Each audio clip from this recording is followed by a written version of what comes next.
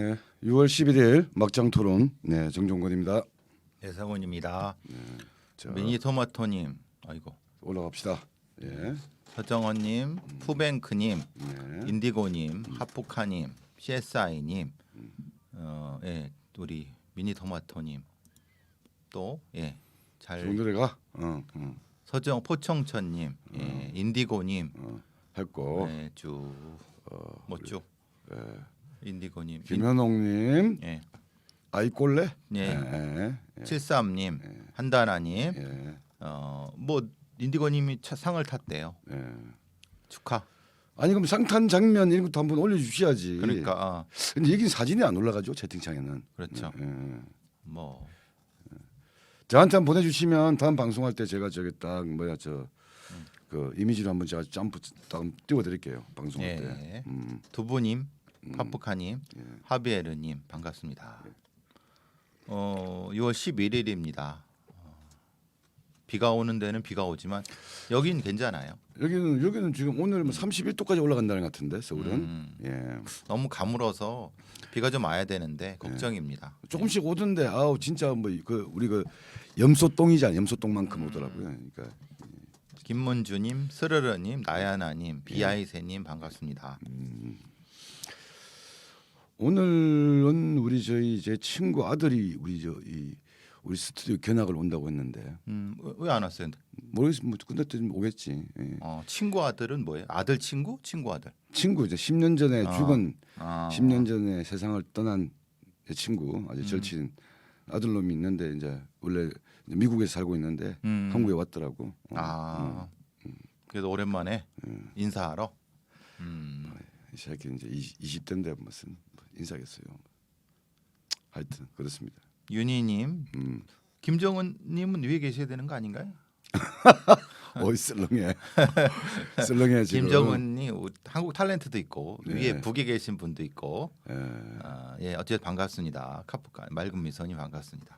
참, 우리 저 북한 얘기하니까 지금 핵실험 문제, 그다음에 B1B라고 하죠. 그게 그 이름 뭐라고 하던데 죽음의 백조라고 불리는 전략 폭격기 랜서가 지금 괌에 배치되고 또 윤석열 대통령은 사상 처음으로 나토 정상회의에 일본, 호주, 뉴질랜드 등과 함께 초대받아서 또 가게 되고. 나토는 군사 동맹 아니에요? 그러니까 나토는 군사 동맹이거든요. 그냥 아셈이나 아펙이나 이런 정상회의 어떤 뭐 경제 사회적 어떤 지역 공동체가 아니라 군사 동맹에 군사 동맹에 가는 게 이게 이제 무슨 의미일까? 이게 물론 그만큼 이제 북한의 핵 문제라든가 핵실험, 임박 정무 이런 것들이 주는 이제 위협, 특히 이제 우크라이나 전쟁이 지금 100일을 훨씬 초과하고 있는 상황에서 그런 위협들은 좀 있겠죠. 그럼 뭐 동북아의 군사 동맹을 추진한다는 의미인가요? 그런 의미까지 있죠. 지금 이미 저 쿼드나 오커스 이런 게 다 보면 그건 정보 동맹이고 대중 압박력이잖아요. 압박 어떤 군사 블록들을 만들어 나가려고 하는 미국의 계획이 있는 거고. 일종의 남방 군사 동맹, 동아시아 남방 군사 동맹을 동아시아판 나토를 만들려고 하는 게 이제 그러니까. 미국의 구상인 것 같은데. 구상인데 여기 핵심 포인트가 뭐냐면 한국과 일본이 일정한 정치적 사회적 화해가 없이는 이게 불가능한 거거든요, 실은. 예전에 그래서 이제 실제로 나토에서 아시다시피 이제 영국과 독일, 뭐 독일과 프랑스지. 독일과 뭐 이런 프랑스를 형태의. 화해시키면서 이게 그냥 불구대치는 원수였잖아. 그러니까요. 그러니까 불구대치는 원수였고 사실은 프랑스 같은 경우는 독일의 지배하에서 그러니까요. 뭐 오랫동안 길지 않았지만 그 과정도 거쳤기 때문에 이 독일 프랑스 관계를 화해시키지 않고서는 유럽에서의 전후복구, 유럽연합, 나토 이런 것 자체가 불가능하기 때문에 미국이 길을 쓰고 그걸 이제 어떻게 정리를 한 거죠. 그렇죠. 그러니까 그런 어떤 전례를 밟으려고 하는 건지 김태호가 전략기획비서관이었던 지금 뭔지 모르겠지만 안보비서관 같은데 걔가 꾸준히 평생 주장해왔던 바가 그거로 알고 있습니다. 지금 청와대에 있는 김태호 MB 때 전략기획비서관이 그러니까 이제 그게 좀 지소미아 같은 형태의 확장판으로서의 오커스 참여 그리고 동아시아 안보 동맹에서 참 어쨌든 좀 논의가 돼야 되는데 우리 편집장님 잘 아시니까 나중에라도 좀 설명을 해주세요. 오늘은 그러니까 말고. 이게 오늘은 아니지만 얘기할 게 뭐냐면 미국의 바이든이 일관되게 강조하고 있고 지금 윤석열 정부가 계속 강조하고 있는 게 뭐냐면 그리고 일본에서 똑같이 얘기하고 있는 게 규범과 질서, 규범과 가치의 세계 질서를 얘기하거든요. 그렇죠. 그 규범과 가치라고 하는 게 뭐겠어요? 그게 자유민주주의, 그렇죠. 시장 자본주의. 그러니까 이것의 강조. 이게 왜냐하면 이 규범과 가치의 어떤 컨센서스가 무너졌다. 그 무너지게 만들었던 제1 위협 세력이 중국이고 그거는 지금 러시아고 그러고 북한이고 북한이 이런 거지. 뭐 중동은 워낙 뭐 다른 문제인 거고 그러니까 이런 문제들이 이제 어떻게 이후 전개될 것인지에 대해서 한번 짚어볼 필요는 있죠. 예. 새로 들어오신 분이 EHJ님 오셨고요. 정종호님도 격하게 응원합니다. 예.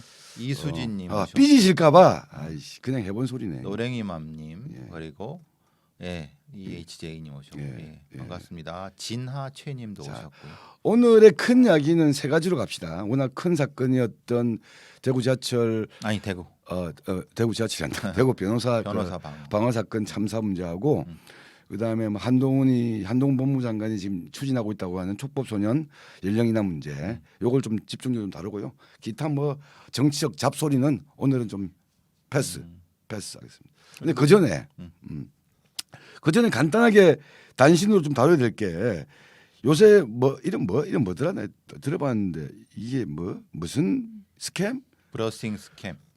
스캠이라고 하는 게 이게 요새 심심찮게 등장한다면서요. 그렇죠. 그러니까 외국에서 그냥 여러분 주소로 뭐 이 물건 소포 같은 게 오는 거예요. 열어보니까 별게 없어. 근데 원래 원조는 거기에 씨앗 같은 게 들어 있는 겁니다. 중국에서 쫙 갖다 예. 그러니까 씨앗 같은 게 들어 있는데 그걸 그럼 왜 돈 버리면서 보내느냐? 그게 아니라 그쪽에서는 이걸 발송을 해서 그 발송된 거를 통해서 평가를 할 수 있다고 합니다. 네. 그러니까 예를 들면 이제 내가 뭐 물건을 파는데 저기 한국에서 일본에서 미국에서 주문이 들어와서 팔았다라고 하는 것을 그거 증명이 되는 거고 그러면 받은 사람의 아이디를 도용해 갖고 평가를 만점을 주면은 자기 업체는 외국의 그 소비자와도 소통을 하는 아주 우수한 업체. 그게 사실은 아마존이나 이런 플랫폼에서의 점수 매기기. 우리 그렇죠. 치면 그게 다 평가. 플랫폼 뭐 배민 무슨 저기 저 당근 다 그렇게 하는 거 아니에요? 그렇죠. 평점 테러 이런 거 하는데 이건 평점을 부풀리는 거죠. 뭐라고 하지 뻥튀기? 예. 그래서 약간 우리가 네이버 평점에 높은 상이 올라가는 이게 하는 형태의 일종의 바이럴 마케팅이라든가 아니면 일종의 사기죠, 사기.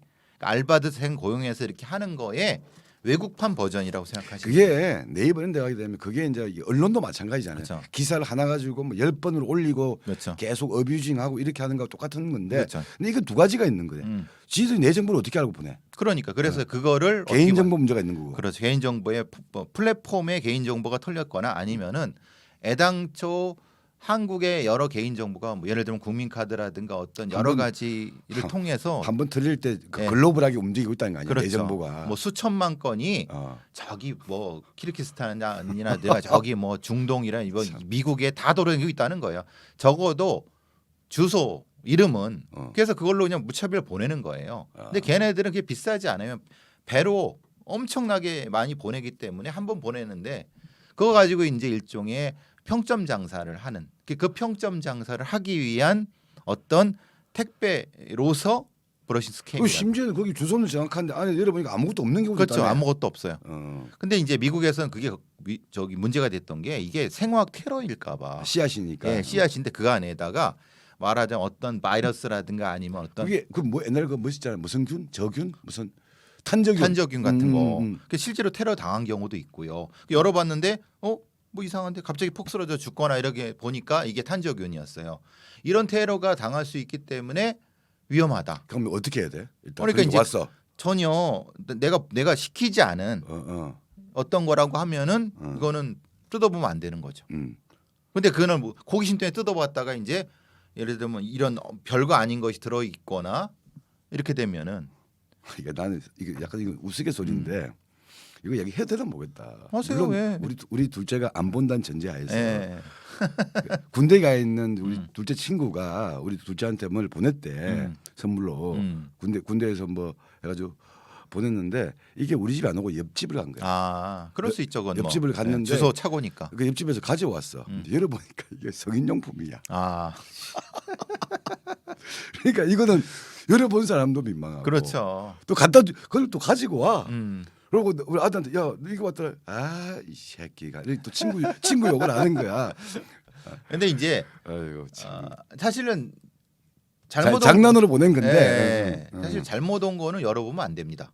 아니면 그 안에 있어서의 어떤 문제가 될 수도 있고 그래서 잘못 온 거 같은 경우는 다시 택배나 이런 사람들한테 반송시키는데 문제는 이게 애매한 게 있잖아요. 이거는 자기 이름으로 온 거잖아요. 그렇지. 그러니까 안 열어볼 수도 없는데 내가 시켰나? 예, 근데 내가 뭐 그 회사를 내가 몰라. 그리고 시킨 거지도 않았어. 그리고 혹시 그럴 수도 있잖아요. 어떤 사람이 선물로 보낼 수도 있으니까 그런 것 때문에 열어봐 갖고 이제 낭패를 겪게 되는 경우도 있는 거고 직접적으로 아주 직접적인 뭐 물질적 손해가 당장 발생하는 건 아닙니다. 그런데 그게 쌓이다 보면은 여러분의 개인 정보가 공중 분해된다고 생각하시면 됩니다.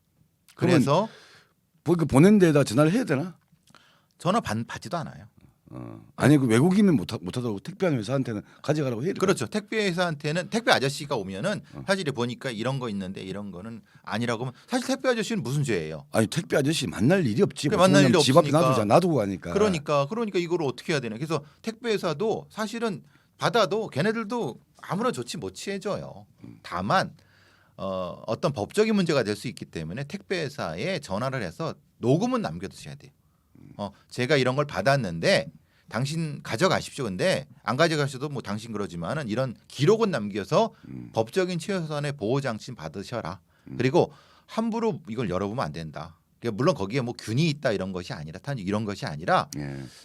뭐가 있을지 모르잖아요. 그러니까 성격을 보게 되면 이게 개인 정보가 워낙 이게 이제 관리가 안 되어서 털리고 있다라는 것에 대한 측면도 하나고 그렇죠. 또 하나는 이게 무슨 플랫폼이나 이런 데에서 하여튼 실적 올리기, 네. 실적 부풀리기 위한 용도로서 이런 요새 사기 기법들이 행행하고 있는 거다. 그렇죠. 근데 당사자 입장에서는 그런 거 중요한 게 아니고 어떻게 해야 되냐. 그렇죠. 일단 오게 되면 가급적이면 개봉하지 말거나 내가 시킨 게 아니면 만약 혹시 또 뭐 개봉했을 경우에는 나와 무관하다고 했을 때는 택배회사한테 가져가라. 그렇죠. 반송 조치를 한다. 그리고 반드시 사진을 찍어 두셔야 됩니다.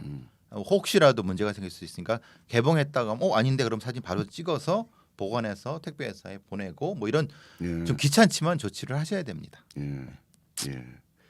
이게 또 우리 두 분님이 딱 하셨네. 오배송되면 그대로 두시면 다시 수거해 가요. 예, 뭐 그렇게 해도 돼요. 아니 그냥 놔두면 돼. 연락은 해야 될 거 아니야. 연락은. 예, 그죠. 근데 그게 본인의 이름으로 온 거기 때문에 오배송이 아닌 거죠. 그렇잖아요.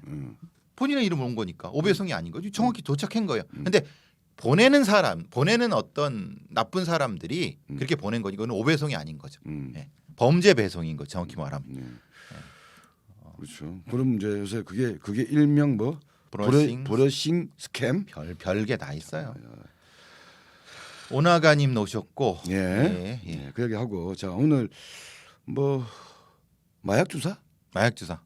이것도 또 테러와 관련된 건데 이것도 믿더만. 여기 요새 유럽을 휩쓸고 있다면서요. 휩쓸고 있대요. 이게 지금 미국에서는 제일 큰 문제가 뭐야? 총기 난사. 유럽에서는 최근에 뭐가 있냐면 이게 묻지마 주사기 테러라면서요. 주사기 테러. 어디 클럽인데 갔을 때 잘 놀다가 보니까 뭔가 따끔하고 이런 것들이 그 다음 날 정신이 없구나 이런 경우가 있다는 거 아니야. 예. 그게 이제 소위 말하는 강간약물이라고 하는 우리가 뭐죠? 마취제 이런 거? 예. 그러니까 이제 강간약물. 프로포폴 뭐 이런 거? 예. 그런 형태의 것인데 버닝썬 사건에서 우리가 여러분 영화 아저씨에서 그 여성들한테 이거 무색의 액체를 딱 해갖고 바로 하는 물뽕 같은 형태가 주사에 넣고 공격을 해갖고 정신을 잃은 여성을 뭐 납치를 한다든가 아니면 강간을 해갖고 버려둔다든가 아니면 퍽치기 된다 이런 형태일 가능성이 높다. 근데 실제로 거기서의 범죄까지라고 하면 경찰이나 아니면 수사당국이 접근을 할 텐데 이게 일종의 장난 같은 일종의 아이들의 일종의 재미 같은 형태로 굉장히 확산되고 있어갖고 이게 특정한 형태의 범죄를 하는 어떤 뭐 납치라든가 강간 이전에 일련의 범죄를 위한 전 단계가 전 단계. 아니라 아니라 아니라. 아직은 그 정도의 목적 의식은 없는데 장난처럼 그런데 언제든지 발전할 수 있죠. 발전할 수 있다. 어. 애들 사이에서 여기서 애들이라고 하는 건 이제 소위 그 유럽에서 떠도는 애들이 있지 않습니까? 런던이나 파리 근교에서 이슬람계에 사실은 교육 못 받고 상당히 위험한 애들인데 물론 그 개를 이제 폄하하려고 하는 게 아니라 통제가 잘 안 되는 그 통계에 안 잡히는 애들이 그런 마약을 주사기에 넣고 그냥 일종의 장난 몹 같은 형태가 되는 거죠. 그걸 해는 거 찍고 지들끼리 낄낄거리는 형태의 그래서 사회적 문제라는 거예요. 근데 그게 뭐 이렇게 지나가다 하면 그 당연히 그 느낌이 올 건데 그게 이제 아까 얘기했던 클럽이라거나 뭐 축구 경기장 그게 또 세잖아. 네. 이게 훌리건 뭐 이렇게. 열광적인 데서. 그러니까 못 느껴요. 왜냐하면 축구에 미쳐 있는 상태에서 이렇게 하면은 내가 이게 부딪힌 건지 아니면 뭔지 못 느껴요. 이렇게 살짝 해니까 나중에 보니까 뭐 자국 있고. 근데 가보니 몸이 안 좋아 쓰러지고 이런 거죠. 위험한데. 그러니까 그게 이제 그래서 유럽에서는 그 축구장 아니면 뭐 대중 교통 이런데 그리고 말하는 술집 같은데 아니면 이런 데에서 이게 일종의 장난스러운 형태인데 결과는 상당히 위험할 수 있다. 이게 묻지마 테러는 아닌데 묻지마 장난인데 이게 언제든지 이게 그 다음 단계로 이어질 수 있다는 그렇죠. 거예요. 예, 그렇습니다. 그게 우리나라에서도 있었잖아요. 여자들 지나간 여자들한테 이게 먹물 테러 같은 거, 정액 테러하고 뭐 침 테러하고 어. 이런 게 똑같습니다. 예. 이게 그런 형태의 일종의 그래서 저는 우리나라에서 버는 먹물 테러라든가 정액 테러 이런 것들은 뭐 하여튼 뭐 이제 침 테러 같은 경우는 일종의 비접촉 성범죄로 규정할 수 있을 것 같은데 유럽에서 그거는 마약이 연결돼서 이게 어떤 건지를 아직 정확히 모르겠어요. 일종의 청소년들의 집단 범죄 놀이에 관련된 건지 그래서 유럽의 사법기구들도 골치를 썩히고 있는 거죠. 그렇죠. 이게 딱 이거 보고 이걸 무슨 범죄 행위로 딱 찍어서 처벌 제재하기는 애매하고 그렇죠. 사람 잡기도 힘들고 그만큼 공권력을 투입해서 조사하기도 가성비가 워낙 떨어지죠. 해봤자 차보 아니 저 그냥 뭐 장난했어요 아니면 훈방 조치 이런 건데 주사기 이렇게 했어요라고 하면 그게 뭐 징역을 가는 것도 아니고. 그런데 언제든지 이런 것들은 이제 그 다음 단계로 이어질 수 있는 것들을 충분히 내포하고 있기 때문에 그렇죠. 요게 현대 사회의 범죄의 진짜 그렇죠. 영역에서는 그러니까 규정되지 않는 굉장히 애매한 형태의 이런 행위, 일탈 행위들이 많이 집단 일탈 행위들이 많이 발생합니다. 이런 것들은 정확히 범죄학자들이나 전문가들이 찾아내서 규정해서 분석해야 돼요. 왜냐하면 유럽에서 발생하는 게 바로 이제 한국으로 밀려옵니다. 이런 유행이라는 게. 그렇습니다. 이런 일들이 있다. 브러싱 스캠하고 유럽에서는 주사기 테러. 네. 또 이런 건 이제 보면 한국에서 이제 전파돼요. 전파되어서 또 하여튼 뭐 그런 일들이 있다는 장도의 단신 정도 소개했고요. 우리 이런 얘기를 해줄 수 있는 데가 우리나라에서 우리밖에 없습니다. 그 우리밖에 없다는 이야기를 우리만 얘기하면 안 돼. 다른 사람이 얘기해 줘야 돼. 자, 마음 상했어. 왜? 우리가 자뻑은 하지 말자고. 오케이. 자, 대구 변호사 사무실 방화 사건. 야, 이거는 2층이잖아. 4층. 4층이? 예. 그래서 못 되는 겁니다. 4층. 4층입니다. 4층. 4층짜리였어요? 예, 난 2층인데 2층이에요. 4층 건물이. 4층이라서 못 되는 일을 했어요. 제가 맞을 겁니다. 제가 맞을 겁니다. 그래요? 이게 다 200몇 호실이에요, 다 보면. 아니 잠깐 높을 수는 있는데 예. 이게 이렇게 층수로는 2층이라고 들었어요. 그래요?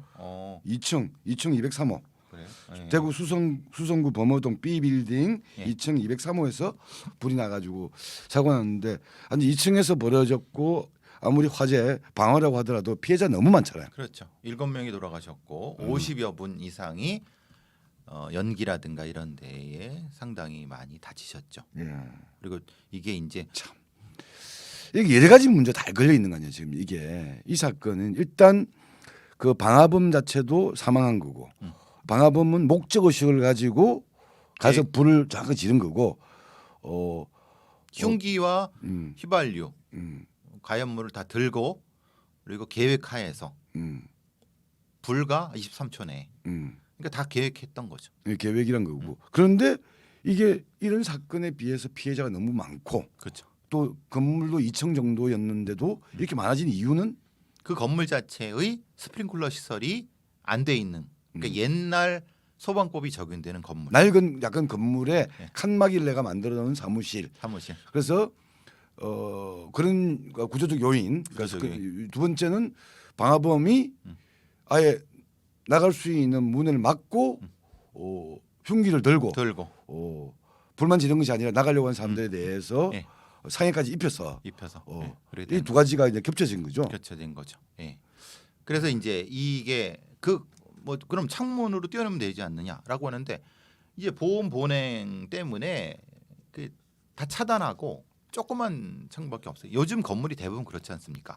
완전히 이 리모델링을 해도 예. 고쳐도 이 창문으로 어떻게 한다는 게 사실은 요즘 건물은 불가능합니다. 아니, 그리고 끔찍하지. 이거잖아. 우리 스튜디오야 지금. 그렇죠. 예. 여기는 우리가 허범 장치하느라고 다 해놓은 거고 저 문이 딱 하나야. 여기서 불나면 절로 안 가면 우리는 갈 수가 없어요. 근데 저기는 칼 들고 설치고 있고. 그리고 이게 옆에가 창문이 있는데 창문을 다 지금 막아놨단 막았단 말이에요. 예, 그렇죠. 여기 이런 시설 때문에 똑같은 겁니다. 그러니까 도망갈 데가 없었던 거죠. 예. 더군다나 여기 있는 분들이 그 여직원도 있고 연세 드신 분도 있고 거의 무차별한 그러니까 이제 이게 도망갈 방법이 없는 거예요. 그러니까 이제 스프링클러가 작동되거나 아니면 예. 근데 또 스프링클러 잘 작동된다 하더라도 이런 가연물 휘발유를 뿌리고 저 폭발성 화재는 그 너무 시간이 짧습니다. 그리고 화염이 있다고 하더라도 연기는 계속 그 네, 물에 네. 의해서 연기는 있는 거니까. 그렇죠. 그러니까 이런 일이 벌어졌어. 그러면 이 사람은 범인. 이 범인 방화범은 결국은 자기 어디 투자를 했는데 네. 사기를 당했는지 그 회사가 망해서 결국 투자한 6억 정도가 결국 다 이제 자기 전 재산. 날아가 버린 거고 그걸 민사소송을 했는데 패소했다면서요. 그렇죠. 그러니까 근데 이게 그것에 대한 안갚음인 거죠. 그러니까 이것도 참 가해자 측면에서도 저는 웬만하면 가해자의 그 서사를 뭐 들려주지 않지만은 사정은 설명을 해야 돼. 왜 얘가 이렇게 범행을 했는가는 얘가 투자한 게 6억 한 5천 정도 되는데 그러니까 소액 투자를 한 거예요. 그러니까 전체에 비해서는 그러니까 어떤 건물의 리모델링과 뭐 이런 걸 통해서 투자 후 이제 그걸 이제 받기 위해서 했는데 그게 실제로 어떤 놈들이 그거를 이렇게 꼬여갖고 사기를 친 건지 아니면은 같이 동업을 하고 했는데 어떤 뭐 우연한 기회에 잘 못된 건지 이거는 모르겠어요. 근데 이런 거 실제로 범죄인지 범죄가 아닌지를 딱히 규정하기가 어렵습니다. 사기꾼들이 나 사기 쳐요라고 하지 않아요. 나도 역시 이렇게 같이 동업했는데 나도 망했어. 어떻게 할 건데? 근데 그럼 민사소송해. 형사소송 안 돼요. 이런 형태인데 이 사람은 3년 넘게 계속 소송에 매달려 왔어요. 그래서 자기 집이 아닌 단칸방에 거기에 살면서 월세 20만 원짜리에 살고 소송에만 미쳐 있는 거예요. 그러니까 이게 그럼 이 사람의 입장에서는 그런 거죠. 3년 동안 계속 스트레스를 받아갖고 거기에 이제 매몰되니까 일종의 망상이 생긴 거예요. 그래서 실제로 여러분이 피해자라고 하면은 나한테 사기친 놈이라고 하면 그 사기 놈이 아니면 돈을 가져간 놈을 공격해야지. 그렇게 하는 게 맞잖아요. 근데 지금 여기 공격자는 변호사예요. 상대방 변호사예요. 그러면 상대방 변호사가 나쁜 짓을 했느냐? 몰라요.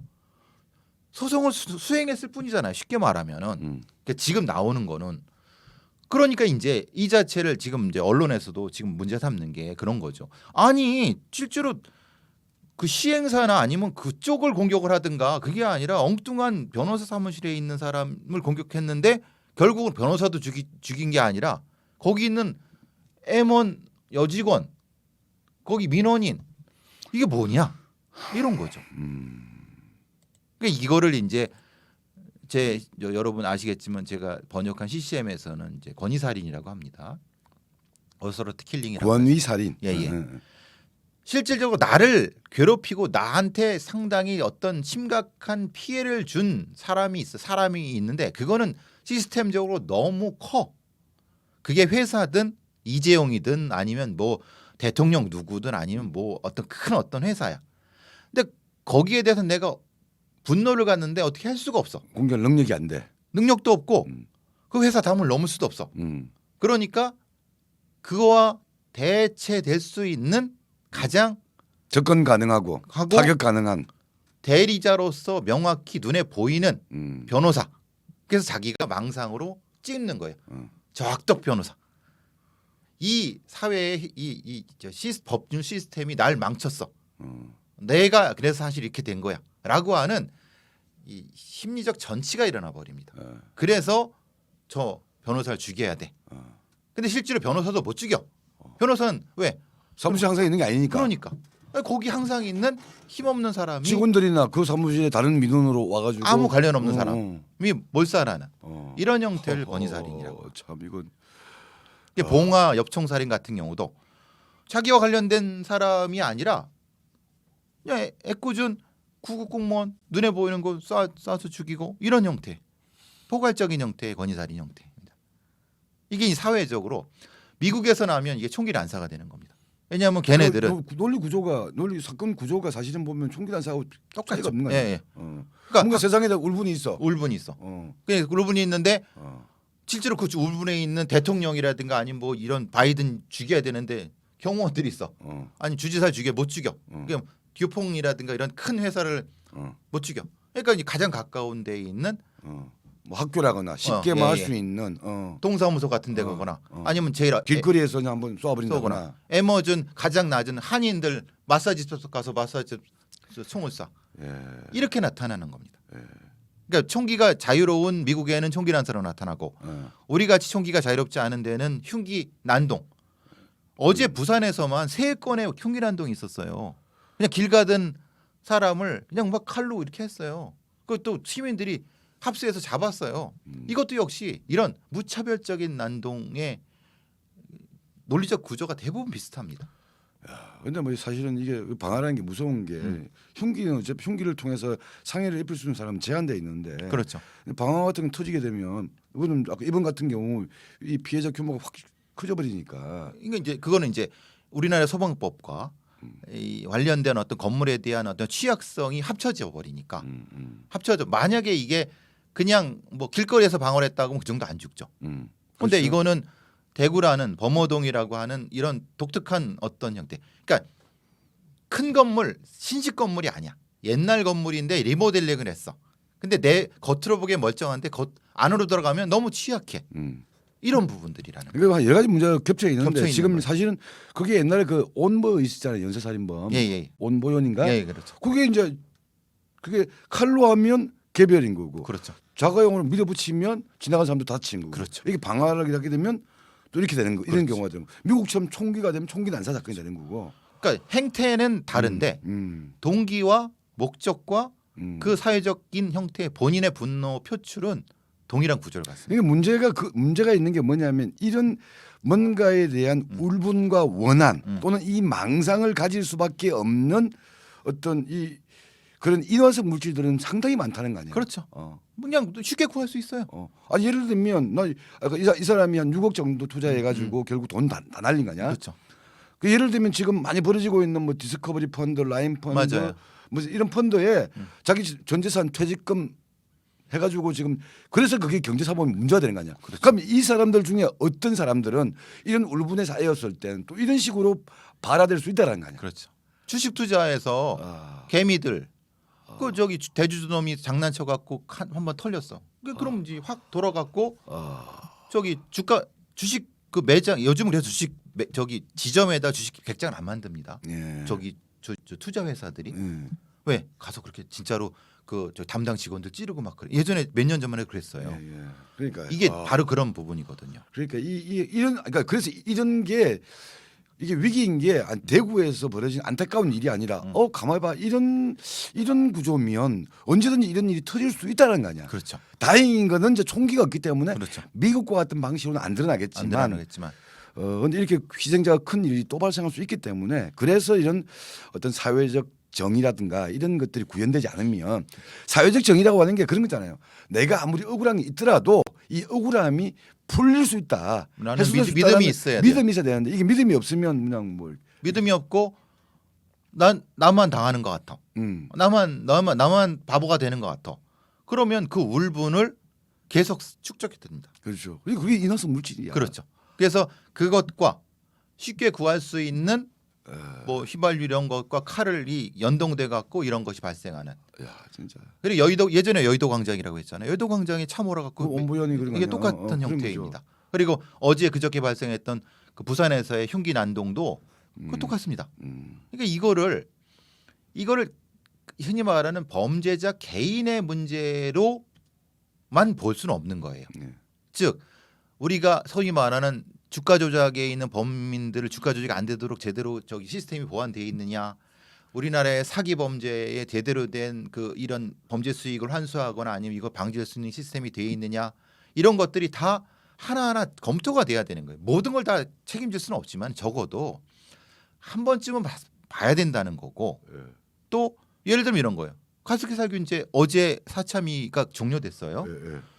가습기 살균제 피해자들은 실제로 이게 뭐야? 이런 엉망이 뭐야? 이거 분노가 막 쌓여 있어요. 그러니까요. 수천 명이. 이게 정의로운 사회야? 이런 거란 말이에요. 근데 그분들이 이렇게 테러를 하진 않죠. 그렇지만은 그 분노를 어떻게든 사실은 사회적으로 해소를 해줘야 되는 그렇죠. 거죠. 예를 들면 물질적으로는 보상을 못 한다고 하더라도 그런 박탈감, 상처받음 이런 것들은 사회적으로 해소가 되어야지 그게 정의로운 사회고 그게 윤석열이 말하는 법치 사회고 뭐 이런 그렇죠. 건데 그런 건데 이런 것들이 안 풀려면, 그리고 그런 과정에서 아까 권위살인이라고 했잖아요. 직접적인 문제의 이 주범들에 접근을 못 하니까 그렇죠. 그 주변 사람들한테 가는, 그럼 이 직접적으로 갈 수 있는 게 그게 공권력인 거야. 그렇죠. 공권력이 대신 정의를 그러니까 해줘야지. 예를 들면 가습기 살균제의 핵심 그게 무슨 뭐 애경이든 무슨 그걸 만든 놈들 개인이 접근하기 힘들잖아. 그렇죠. 근데 그걸 공권력이 정확하게 그 책임을 묻고 응징을 하는 게 되어야지 이 권위살인이라고 하는 행태도 좀 줄어들 수 있을 것 같고. 그렇죠. 맞습니다. 딱 그겁니다.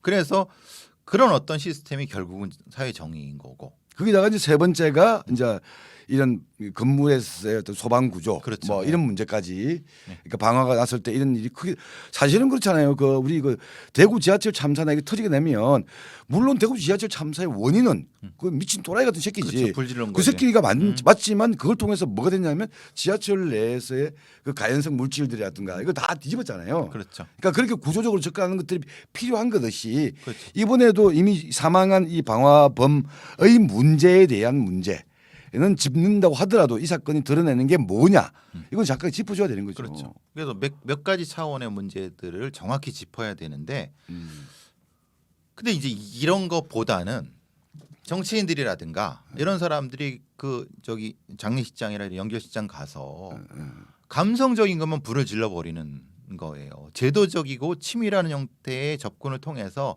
다시는 발생하지 않도록 하고, 물론 가서도 감성적으로 위로를 해주는 것도 중요한데 같이 돼야 된다는 거예요. 근데 여태까지 소위 사회적으로 책임 있는 자들이 그렇게 했느냐? 그러니까 가서는 내가 다 해줄게라고 했는데 실제로 가보면은 나무랄라. 그러니까 똑같은 일이 발생하잖아요. 이게 여러 가지 섞여 있다고 했잖아요. 아까 권위살인의 측면, 이런 뭔가 어떤 경제범죄라든가 이런 데 대한 해결되지 않는 어떤 부정의함에 대한 울분이 망상, 그리고 이제 소방시설 이런 문제인데, 지금 최근에 나오는 이 사건과 관련된 것 중에 언론의 주로 포인트가 뭐냐면 변호사라는 측면인 거예요. 그렇죠. 예. 사건의 대리인. 이 사람은 그 대리인, 법률적 대리인에 대해서 응징하는 것은 테러다. 틀린 말은 아닌데 그렇죠, 예. 자꾸 거기만 초점을 맞추더라고. 그러니까 너무 그 불편한 거예요. 물론 변호사가 테러를 당할 이유가 없다. 왜냐하면 변호사는 대리만 했을 뿐이지 왜 그 변호사에 대한 직역에 대한 공격이 있냐라고 하는 게 변호사 회장은 얘기할 수 있어요. 그렇지 않아요? 아니, 그렇지. 자기 직역을 대표하니까 왜 네. 우리를 공격하느냐 얘기할 수 있지만, 그거를 모든 언론이 다 그걸 똑같이 써주면 안 된다는 거예요. 아니 당연히 그거는 변호사 공격하면 안 되는 건 당연하죠. 근데 이 사건의 이면에 뭐가 있는지에 대한 거를 지금 얘기한 걸 다 종합적으로 분석을 해줘야 되죠. 그런데 지금 얘기는 변호사 얘기만 하고 있다는 거, 이것도 역시 이건 되게 불편한 얘기예요. 그러니까 변호사가 공격당해, 실제로 근데 변호사는 죽지도 않았어요. 지금 그 말이에요.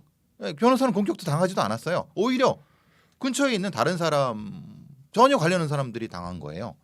그러니까 이거는 언론도 뭔가 이것만 가지고 얘기하면 안 된다. 이게 결국은 언론도 조금 좀 다른 시각으로 봐야 된다는 그러니까 거죠. 딱 시각이 다른 거야. 그러니까 우리는 이거 보고 이런 일이, 저런 사람들의 저런 극단적인 행위들이 다른 데서도 또 재발될 수 있겠구나. 근데 그 재발의 대상이 변호사가 아닐 수 있잖아요. 그렇죠. 이거는. 아까 그러니까 뭐 흉기라거나 자동차라거나 이런 식으로 드러날 수 있는 거기 때문에 여기가 더 중요하다고 보는데, 네.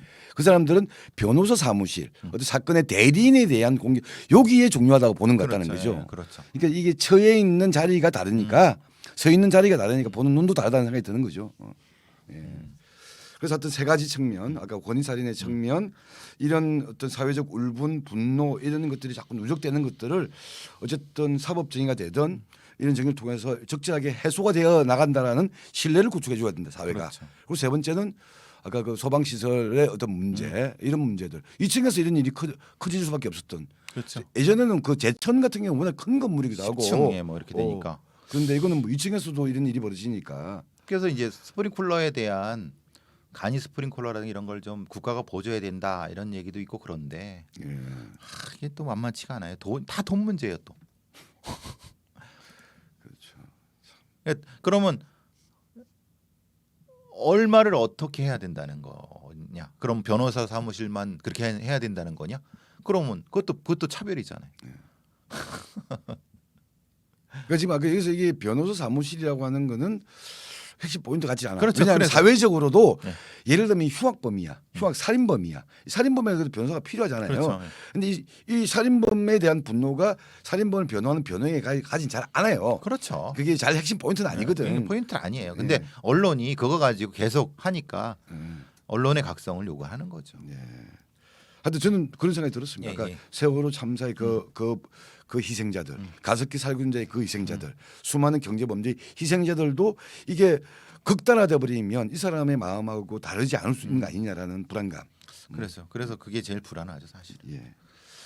그래서 이거는 뭐 그런 식으로 좀 더 예. 이야기들이 언론이나 뭐 정치적 당국도 이런 문제로 좀 접근했으면 좋겠다라는 말씀을 좀 드리고 싶고요. 홍준표 형 좀 대안을 마련해 봐. 대구시장 아니에요? 이제? 준평 예. 대구시장이지. 예. 예. 모래시계 검사 출신이잖아. 그러니까 어. 준표 형의 요새 정신 좀 많이 놓고 있지만 그래도 준표 형의 대안을 좀 바라겠습니다. 예. 자, 이 정도로 하고요. 자, 시사 문제는 두 가지인데 시사 문제도 약간 뭐 정치적 시사라기보다는 지금 안 그래도 이 대구 지하철 참사 현장 그 희생자들 방문했죠. 한동훈 법무부 장관이. 네, 문제 방문했어요. 뭐 가지고 무슨 이런 식으로 접근 좀 했으면 좋겠는데 그 한동훈 반문명적 반문명적 테러라고 얘기를 하더라고요. 예. 그 반문명적 테러라는 말의 의미는 바로 변호인, 그렇죠. 변호사에 대한 공격으로 나타났다는 것에 대한 의미를 얘기할 건데. 근데 저는 그게 불편한 거는 법무부 장관은 그렇게 얘기하면 안 되죠. 그러니까 말하자면 그게 맞는다 하더라도 범죄 예방의 측면, 본인의 주무장관이잖아요. 본인은 정치인으로 간 게 아니잖아요. 법무부 범죄 예방을 한국의 범죄 예방의 최고 책임자예요. 법무부 장관이. 그러면은 그 측면에서 얘기를 해줘야지. 마치 정치인이 하는 언수를 가지고 가는 거는 이건 아닌 것 같다. 정권 정치인이야. 그런가요? 죄송합니다. 그런데 정치인이라 그건 누구 얘기지? 박범계 얘기가 아니에요? 하여튼 네. 박범계는 그런 말을 했지. 난 장관이기 전에 집권 여당이 국회의원이다. 그렇죠. 뭐. 그래서 그 얘기죠. 예. 근데 이제 어쨌든 조금 법무부 장관의 위치를 조금 더 좀 스스로 각인을 해주셨으면 좋겠어. 아니 뭐 이야기를 하고 싶은 게 아니고 지금 한동훈 법무부 장관 발 핫 네. 이슈가 뭐 촉법 소년 연령 인하를 예. 구체적이고 현실적으로 검토하라고 지시를 내린 거고 네. 지금 이게 우리도 몇 번 다뤘잖아요. 촉법 그렇죠. 소년 이야기. 촉법 소년 이야기는 촉법 소년은 아시겠지만 만 14세 4세.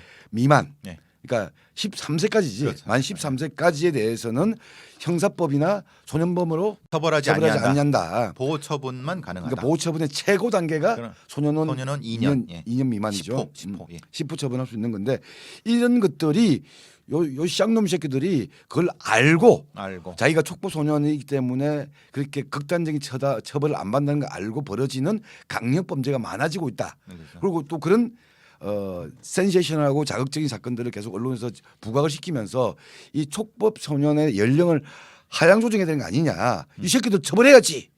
이런 심리가 만연되어 있는데 근데 그것이 가지고 있는 의미는 알겠는데 그걸 함부로 내리는 게 아니다라는 게 이제 우리 편파 TV의 당론이었는데 그렇죠. 이제 한동훈 장관이 지금 그거 인하시키라라고 이제 하고 있다는 거 아니에요. 그렇죠. 약간 역설적인 게 이 한동훈 소위 말하는 친윤의 핵심이자 소통령으로 불리고 있는 한동훈 법무부 장관의 촉법 소년 연령 인하에 대해서 반윤 세력들이나 친민주당 세력들 커뮤니티에서도 상당한 지지를 한다는 거 아니야. 그렇죠. 그게 뭘 의미하는 걸까요? 그러니까 이슈가 될 만한 것을 받아 먹은 거죠. 그런데 그러니까 그만큼 이제 한동훈 사람이 정치적으로 감각이 좀 있다고 보여지는데 저는 사실은 그것은 매우 위험한 발상이다라고 봐요. 그러니까 내리는 거는 왜냐 이제 그러면 나이를 내린다고 했을 때 실제로 범죄 예방이 되느냐라고 하는 객관적 데이터가 있느냐. 그러니까 뭐 미국이든 아니면 유럽이든 일본이든 그 데이터를 기반해서 설정하는 거냐 아니면 그냥 정치적 아젠다로 설정하는 거냐. 근데 그것만 가지고 범죄 예방에 청소년 범죄 예방에 도움이 된다는 근거가 또 있지만 반대되는 근거도 있어요. 오히려 12살짜리를 전과자로 만들었을 때 벌어지는 어떤 다른 부작용에 대한 검토가 없이 그걸 하는 건 너무 위험하다라고 하는 반론도 상당히 많습니다. 저는 항상 얘기했을 때 그 얘기를 할 때 연령을 낮추는 문제가 핵심 포인트가 되면 안 된다. 즉 그 어린 청소년 범죄자들이 그 범죄에 들어가지 않도록 만드는 구조가 있어야 되고 들어갔을 때 걔네들을 교정 교화할 수 있는 시스템이 안착이 되느냐. 예를 들면 이런 거예요. 12살짜리 강간범을 소년원 보내는 것이 아니라 지금은 교도소를 보내자는 얘기예요. 말하자면 그 얘기는 그렇죠. 그죠? 그럼 그랬을 경우 얘들에 대한 교정 교화 시스템이 되느냐? 지금은 되느냐? 이런 것이 자각적으로 검토가 돼야 된다는 거예요. 그것 검토 없이 지금 보기에 저런 저 떼강도 새끼들 지금 바로 처벌해야지. 근데 실제로 처벌도 안 돼요. 얘네들 기껏해 형량이 4, 5년 정도밖에 안 줘요. 아무리 강간범 뭐 살인범 해더라도 10년도 안 줘요. 그럼 걔들이 출소했을 때 20살도 안 되는 거예요. 기껏해야 뭐 21, 2살. 그럼 걔들을 어떻게 할 거나? 그럼 대안은 무슨 대안이 있느냐? 그럼 계속 가두자는 얘기냐? 그러니까 이런 것들이 검토가 안 되는 상태에서 12살로 내린다? 그거 또 어떻게 감당하려고 해요? 이게 어쨌든 성인 범죄 예를 들면 만 14세 이상부터 19세까지 소년 범죄라고 불리죠. 소년 범죄. 그다음에 이제 촉법 소년. 네. 그다음에 이제 해당 처벌할 수 없는 아동. 네, 뭐 그렇죠. 이런 구분들이 의미 있냐? 아니 마음 같아서 야이 새끼들 다 없애버리는 거. 이런 구분들 자체가 필요 없다라고 하는 접근으로 갈 거냐? 그렇게 가지는 못할 거라는 거고. 그렇죠. 그다음에 두 번째는 어쨌든 이게 시대가 바뀌고 이렇게 하기 때문에 그러니까 이 사람들의 신체적 연령 자체가 예전에 비해서 상당히 업되어 있기 때문에 예를 들면 그 10대 초반에서의 육체적 물리력이 예전에 비해서는 성인에 못지않은 행위들이 벌어지고 특히 물리력이 많이 필요하지 않는 디지털 영역에서 디지털 영역, 사이버 영역에서 이런 범죄들에 대한 가해자가 될 수 있다라는 것들은 인정. 그렇죠. 그러니까 그건 이제 그런 부분들에 대해서 어떻게 교육을 할 것인가에 대한 문제로 접근해야 되는데 그거를 마치 연령만 낮추면 되는 것이냐 얘기하는 게 제대로 된 해법이냐? 그건 해법 아니다. 아니자는 거죠. 그게 해법이 되는 이유는 뭐냐면 사람들이 그냥 예를 들면 뭐 이게 약간 여론이잖아요. 여론. 그렇죠. 여론 네. 정치잖아요. 여론 정치. 네. 여론이고 소위 말하는 복수심을 자극하는 거죠. 그렇죠. 네. 복수심을 자극하는 그렇죠. 거. 그렇죠. 원한을 더욱 더 가중시키는 거잖아. 그런데 어쨌든 적어도 정치인도 아니고 법률가고 예를 들면 이런 사람들이면 그건 여론에 의한 것이 아니라 데이터와 제도적인 어떤 효과에 근거한 처방을 해야 되는데 사람들이 욱한다. 아니 그렇게 말하면 살인죄 못 없애지. 그렇죠. 어? 사형제 사형제 같은 거 못 그렇죠. 없애지. 근데 예. 왜 그럼 서구에서 사형제 논란이 이렇게 많고 또 촉법소년 여러 가지 소년 나이를 그렇게 많은 논의가 되고 있느냐를 보시면은 왜 이게 쉬운 문제가 아니라는 걸 알 수 있어요. 저는 사실은 이것은 돈 문제라고 봅니다. 왜? 법무부가 상당히 많이 예산을 가지고 있어요. 그런데 범죄 예방 예산은 아주 제한돼 있어요. 가장 많이 가지고 있는 예산이 교정국입니다. 교정국. 법무부 교정국입니다. 그러니까 교정국이고 검찰국이죠. 이 얘기는 뭐냐면은 실제로 범죄 예방 예산이 올라가게 되면은 실제로 다른 데 예산이 상대적으로 축소가 되고 어떤 공무원의 권한이나 이런 부분들이 사실 좀 많이 좀 상대적으로 내려가는 그런 경향들이 있어요. 그건 사실은 용납을 못하죠. 그러니까 사실 확대돼야 되는 거는 범죄 예방 파트인데 거기가 법무부의 주력도 아니고 그렇기 때문에 이 부분에 대해서는 그래서 제일 쉬운 부분 그거예요. 연령 낮춰갖고 잡아들 거 다 잡아들이고 거기서 어떻게 되든 나중에 알아서 뭐 재범을 하든 말든 그냥 거기에 따라 계속 반복적으로 처벌하면 된다라고 하는 거예요. 근데 그게 효과적이냐? 그리고 실제로 그게 인권에 맞느냐? 인권에 맞느냐 플러스 실제로 가능하냐? 저는 사실은 가능하지 않다고 봐요. 그래서 문제가 된다는 거예요. 그리고 세계적 표준으로 보더라도 이게 그 연령대 그 촉법 소년 기준 자체가 만 14세 미만이라고 하는 게 그렇게 뭐 높은 건 아니라고 하면서요. 높은 건 아니죠. 어떤 데는 9살도 있고요. 12살도 있고요.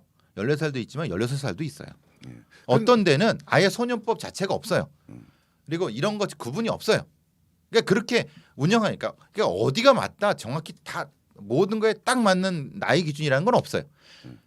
그 사회에 맞게끔 선택을 해야 되는 문제인데 그 선택의 기준은 교정교화, 사회적 안전 이런 걸 다 놓고 봐야 된다는 거예요. 그리고 아니 이건 사실 다르게 얘기하면 촉법 소년이라고 하는 그 틀 내에서의 범죄의 추이 그 내에서 또 강력 범죄 지금 사람들이 분노하는 게 특히 그거잖아요. 그렇죠. 예. 강력 그러니까 약간 경미한 범죄 경범죄가 아니라 이제 이 강력 범죄의 추이가 어떻게 되고 있는 확산되고 있는 것인지에 대한 이 전제가 먼저 깔려야 될 것 같고 그렇죠. 또 하나는 지금 그렇다고 한다면 그냥 연령을 단순히 인하는 문제로 접근하는 것이 아니라 사람들이 제일 걱정하고 있는 게 그 촉법 소년 연령층에서 발생하고 있는 강력 범죄에 대해서는 그렇죠. 약간 이렇게 다르게 접근할 수 있는 그런 유연성을 발휘할 것이냐 이거는 오히려 대화 여지가 있는 거잖아요. 그런데 연령을 막 내리면 예를 들어서 그걸 만약 만 12세 이하로 하게 되면 13살짜리에 그냥 도둑질이야.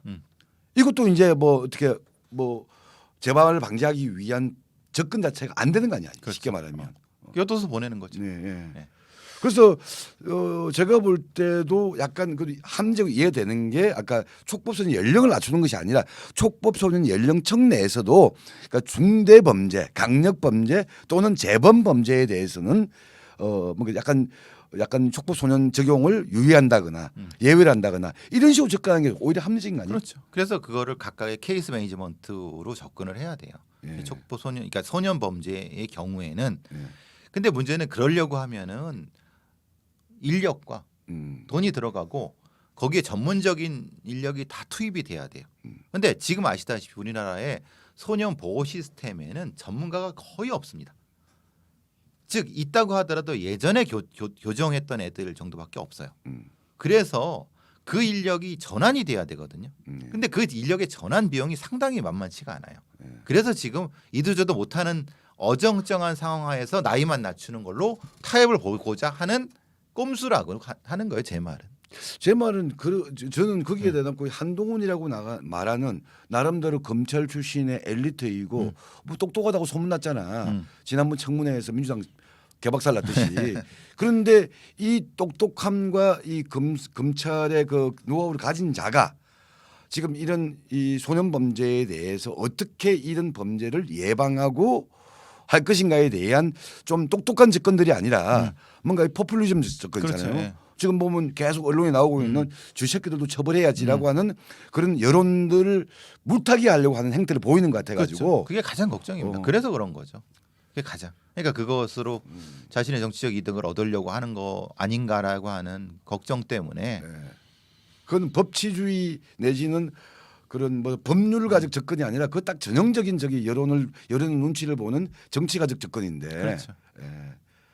근데 그러면 안 된다 이거지 내가. 그렇죠. 네가 한동훈이라는 놈은 그래서 촉법소년 연령 하향 문제는 본질로 접근해라. 일단 뭐 제가 우리가 만천에 밝히겠습니다. 네. 우리 막장 토론의 당론은 촉법소년 연령 인하 반대. 그 문제의 강력 범죄의 추이 양상에 비해서 그 촉법소년 연령대에서 벌어지고 있는 강력범죄, 중대범죄, 재범범죄의 비율이 있다고 한다면 거기에 대한 약간 대응 문제에서의 유연성 발휘하는 것은 필요하다라는 게 우리 막장 토론의 당론으로 발표하겠습니다. 콜? 예, 좋습니다. 예. 합시다. 다음 뭐 남았죠? 다음은 누구 있잖아요. 또 그 우리 그 지금 또 핫한 이슈인 배상훈 선생의 전공인 그 경찰 문제와 관련된 지금 또 이 원래 그 윤석열 사단의 투톱이 법무부 한동훈, 행안부 이상민이잖아요. 예. 그러니까 한동훈을 통해서 검찰에 대한 어떤 컨트롤, 뭐 이상민을 통해서 경찰 컨트롤. 컨트롤. 근데 지금 이 이상민 행안부 장관이 행안부 내에서 경찰국을 네. 설치할 것인지를 또 이렇게 간보고 있잖아요. 예, 고민하고 있고 그러는 와중에 이제 치안 정감들 면접을 보고 다녔다. 그리고 신임 경찰청장의 면접도 볼 거다. 뭐 이렇게 공표를 하면서 현직에 있는 일선 경찰들이 굉장히 반발을 많이 하고 있는 뭐 댓글만 해도 수만 개가 달렸다, 뭐 만 몇 개가 달렸다. 이렇게 얘기가 되고 있거든요. 그래서 예. 지금 김창룡 너 나갈 때 막 입 바른 소리 한번 하고 나가라. 지금 뭐 하고 있는 거냐 이런 얘기도 나오고 그러고요. 일단 첫 번째가 이게 검수완박이라고 하는 제가 볼 때는 망고의 그 악법을 통해서 어쨌든 검사에 대한 사회적 어떤 눈초리 견제 이 시각성은 커졌어. 그렇죠. 그 와중에 경찰의 뭐 수사권이라거나 이런 비대화 그건 있어. 근데 이 경찰에 대한 민주적 통제와 시스템적 견제를 어떻게 할 것인가가 비어 있다라는 건 다 공유가 돼. 그렇죠. 근데 이걸 어떻게 접근할 것인가 할 때 지금 윤석열의 행안부에서는 경찰국 신설로 고민을 하고 있다는 거죠. 경찰국 신설로 귀결이 되고 있고 음. 이제 과거에 이제 문재인 정권이나 그 이전에는 경찰위원회를 통해서 통제를 해면 된다라고 해서 했는데 근데 그 경찰위원회에 대해서 배 선생의 일관된 지도는 너무 형식적이다. 그렇죠. 예. 국가경찰위원회라고 하는 것이 가져야 될 실질적인 기능, 위상 이런 것들이 안 되고 그냥 안 되고 있다. 대충 그냥 뭐 그냥 포장지 정도입니다라는 게 우리 배 선생의 입장이었죠. 그렇죠. 그렇게 지금도 마찬가지고 음. 그렇기 때문에 그 빈틈을 사실은 이상민 행안부 장관이 파고든 거죠. 그러니까 위원회 조직 무슨 역할을 했느냐. 오히려 뭐 회의만 하고 그지. 예. 뭐 회의 땅땅땅 두드리는 것 같고 그렇죠. 되나. 거수기 역할만 했고 뭐냐. 그러니까 실제로 그러면 문민 통제의 개념으로서 경찰국을 설치하는 것이 뭐가 나쁘냐라고 이제 역으로 역공을 해버린 거예요. 거기다가 근거 하나 더 있죠. 법무부에도 검찰국. 검찰국이 있다. 검찰청과 음. 별개로 검찰국이 있으면서 이 검찰국을 통해서 예를 들면 검사에 대한 뭐 지원, 관리 또는 통제겠죠. 또는 예산 문제.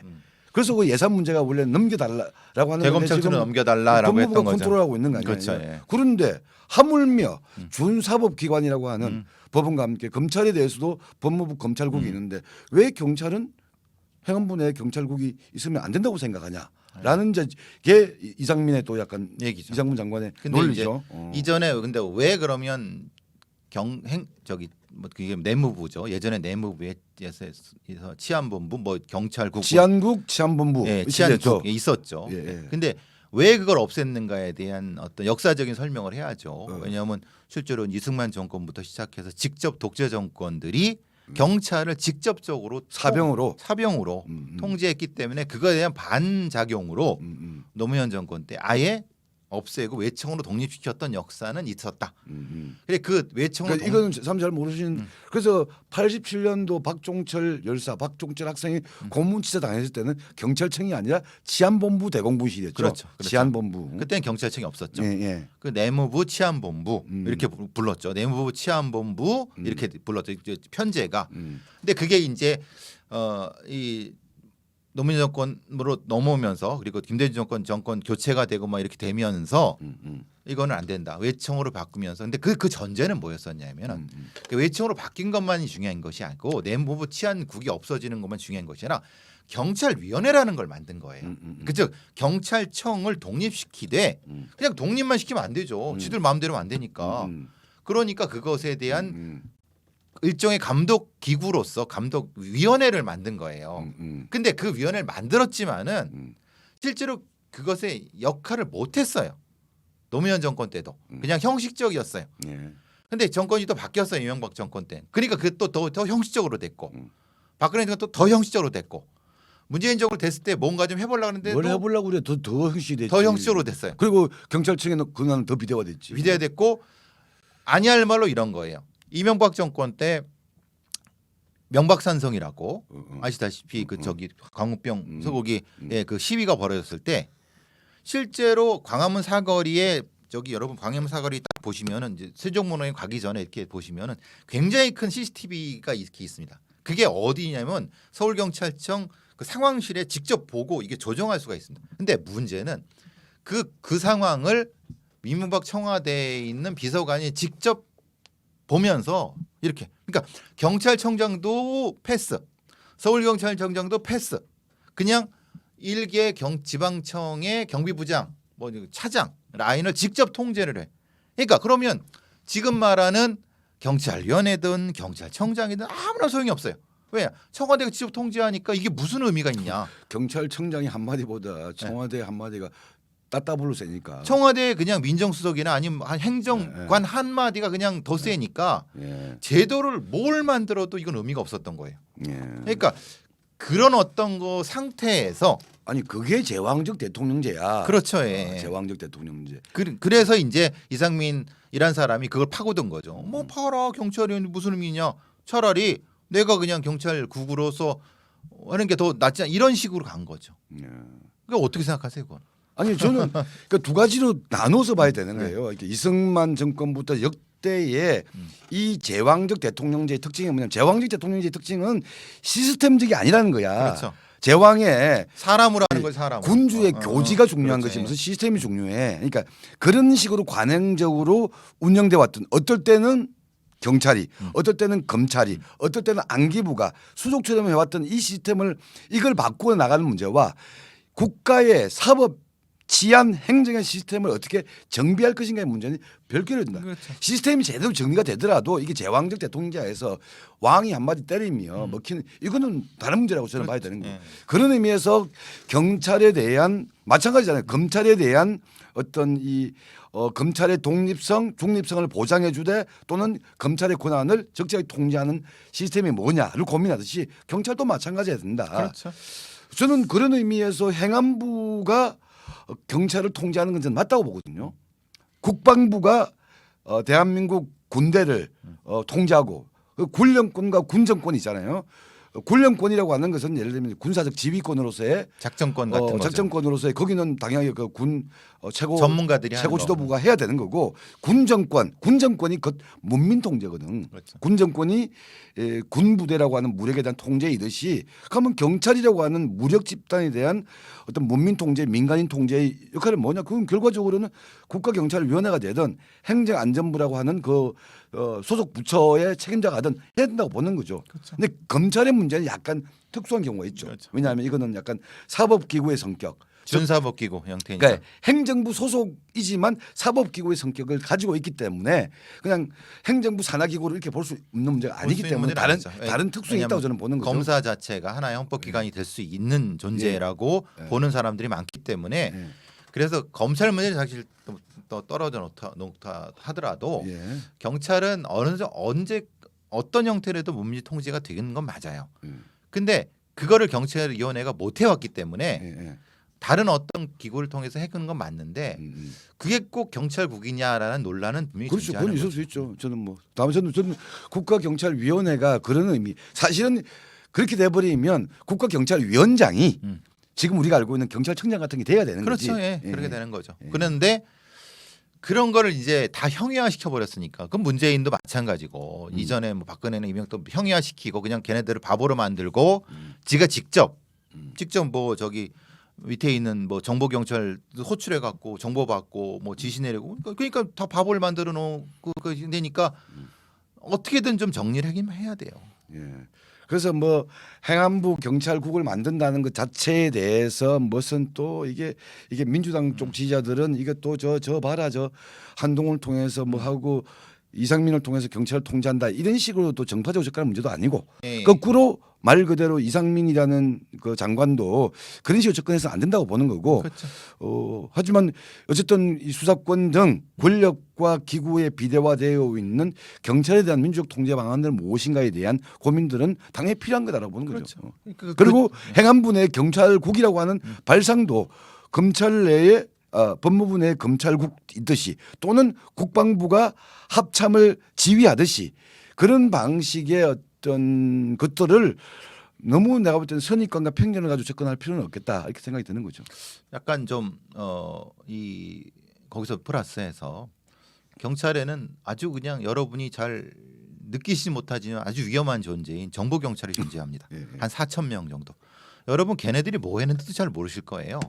그냥 대화 경찰이라고 시위 현장에서 그런다. 그건 아주 그중에 아주 표면적인 거고. 그럼 왜 정보 경찰이 존재해야 되느냐? 그거를 문재인 정부에서 뭐 폐지하겠다고 뭐 말만 했지 뭐 손도 못 대고 오히려 그 강화된 부분. 예. 그러면 지금 이제 윤석열 정부에서는 정보 경찰을 오히려 이용해서 인사 검증을 하겠다고 하니까 그럼 이 정보 경찰의 위상이 지금 이 문민 통제에서 어떻게 적용돼야 되느냐? 만약에 군대 내 기무사 지금 뭐죠? 군사 안보 지원사인가 뭐 이렇게 형태의 부분을 예전에는 기무사 사령관이 대통령한테 직보를 했어요. 그러니까 군대 내 그런 거를 마찬가지로 이 정보 경찰을 만약에 윤석열 정부에서 직접적으로 직보 형태로 하면 이건 또 개판이 되는 거란 말이에요. 비선이 되는 거지 비선. 네, 비선이 되는 거예요. 예를 들면 군대 내 비선이 옛날 기무사였고, 그렇죠. 경찰 내 비선이 네. 뭐 예를 들면 지금 정보경찰이 되는 거고, 근데 검찰 내 비선은 네. 예를 들면 옛날에 치면 그 중수부장 뭐 이렇게 되는 그렇게 거지. 되는 거죠. 예전에 뭐 아시다시피 그 누구죠? 박관천이 박근혜 정권 때 박관천이 그 저기 007 가방 하나 달랑 들고 청와대 출입하면서 바로 직보했어요. 정보경찰이 바로 통제되는 거예요. 정보경찰을 이용해서 이런 개판이 된다는 거예요. 그러니까 이거를 어떻게 할 것인가는 진짜 이 사법 권력기구의 문민 통제에 대한 시스템 재구조화로서 반드시 필요하다는 건 생각이 드는 거예요. 그리고 저는 이거는 약간 좀 원론적인 이야기긴 하지만 군대와 경찰 군경이라고 하잖아요. 무력 집단이라고 보는 거, 무관이라고 보는 거죠. 우리 옛날에 표현 쉽게 말하면 청든 집단이 무관이기 때문에 네. 무관에 대한 문민 통제의 개념과 검찰이라고 하는 집단들은 그래도 약간 권력자이지만 이것들은 문관 족보야. 문관. 그러니까 이 문관 족보를 이 검찰에 대한 통제와 견제의 시스템은 어떻게 해야 될 것인가? 이건 약간 특수하게 좀 다르게 접근해야 된다라는 생각은 저는 가지고 있죠. 그건 뭐 맞습니다. 그래서 이제 얘기되는 게 저는 그거에 대안으로서 지방 검사장의 뭐 직선제도 생각해 봐야 된다. 그러니까 다양한 것으로서 왜냐하면 그게 조금 다른 형태의 문관이거나 어떤 그렇죠. 국가라든 이걸 대리하기 때문에 또 하나의 국민의 직접적인 선택을 받을 수 있는 걸로도 할 필요가 있다라고 생각하는 거죠. 예. 우리 송님 저기 뭐 우리 보내주신 거 감사하다는 말씀 못 드렸네. 자, 그래서 오늘은 크게는 이제 대구라면 지하철이 떠오르지. 그게 너무 커서 그래요. 뭐 많이 돌아가셨잖아요. 예. 대구 변호사 사무실 방화. 방화 참사 사건과 한동훈 장관의 촉법 소년 연령 인하 추진 그리고 행안부 내에 경찰국을 신설하는 문제에 대한 의견 이런 정도로 오늘 이야기를 마무리하죠. 서두에는 가십거리 한두 개 얘기했어요. 브러쉬 스캠이랑. 예. 원래는 또 오늘 원래 하게 되면 또 뭐 민들렌지 저기 뭐 민들렌지 뭐 어떤 그거 있잖아 우리 장재원과 장재원과 권성동의 힘겨루기 용준이 아빠 이런 거나 용준이 아빠 화이팅. 우상호 비대위 그리고 참 제가 애정하고 있는 정의당의 이 수습 진행 정의당은 상황. 뭐예요? 비대위로 가요? 뭐예요? 그게 아마 내일 전국위원회에서 결정하게 비대위는 할 거예요. 그 비대위 왜냐하면 대표단이 사퇴했기 때문에 당직 선거를 하기 위해서라도 하기 위한 비대위인지 아니면 좀 길게 가는 비대위인지 그거는 내일 결정하게 될 텐데. 되세요? 전 연락이 없네요. 어떤 핸드폰 켜놓고 있는데. 아니 기다리고 있잖아. 빨리 좀 연락해. 자, 요 이야기를 다루고 싶었는데 오늘은 뭐 요 정도로 하고 다음 주 또 진행을 하도록 하겠습니다. 즐거운 주말 되시고 마지막 인사해 주시기 바라고. 송님 감사합니다. 감사합니다. 후원해 주시면 감사하고요. 늘 저를 후원해 주시는 분께 이 자리를 빌어서 감사드립니다. 건강하시고 화요일에 뵙겠습니다.